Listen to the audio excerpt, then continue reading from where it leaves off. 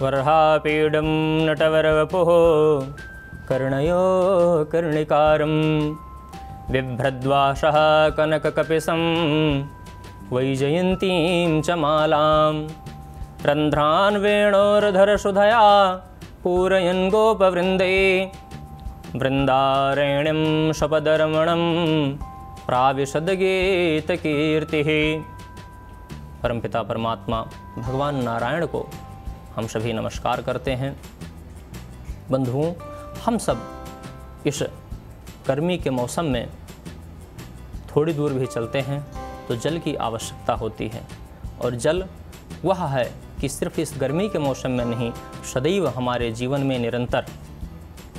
हम भोजन के बिना तो रह सकते हैं, लेकिन जल के बिना नहीं रह सकते हैं। जल हमारे जीवन का एक महत्वपूर्ण अंग है।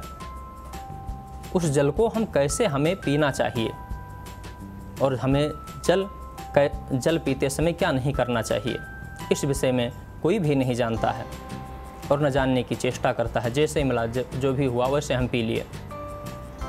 इस पर हम आपको शास्त्रवत यह बात बताएंगे कि जल किस प्रकार से पीना चाहिए कि उसका पूर्ण लाभ हमें मिल सके।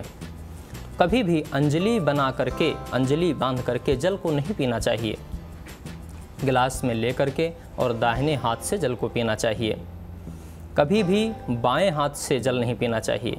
और जिस प्रकार पशु आदि जल को पीते हैं नीचे मुँह करके, उस प्रकार भी भरे हुए पात्र में मुँह लगा करके जल को नहीं पीना चाहिए। और बंधुओं, कभी खड़े होकर के भी जल को नहीं पीना चाहिए। सदैव जल बैठ करके पीना चाहिए।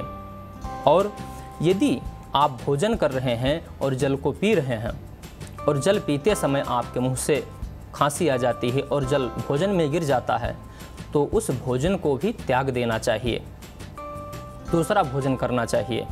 और जो आपने जल को आधा जल पी लिया है और पुनः रख दिया है, फिर उस जल को पीते हैं, वह भी आपको नहीं करना चाहिए।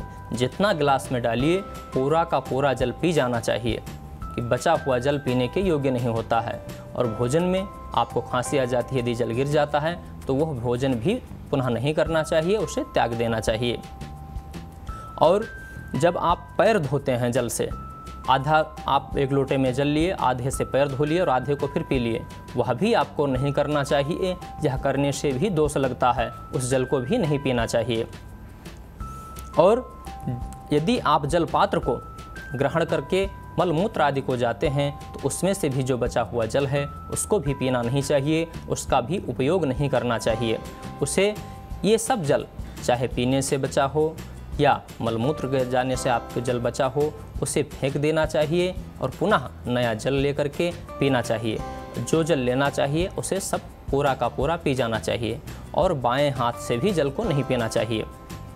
हम आशा करते हैं कि इन शास्त्र की बातों को, प्रामाणिक बातों को आप अपने जीवन में उतारेंगे। सदैव दाहिने हाथ से बैठ करके और सुखपूर्वक आप जल को पिएंगे और इसका पूर्ण लाभ प्राप्त करेंगे।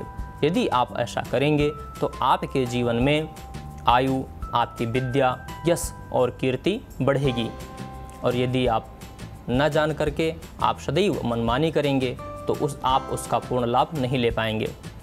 पुनः हम एक नए विषय के साथ पुनः उपस्थित होंगे। तब तक के लिए नमो नारायण।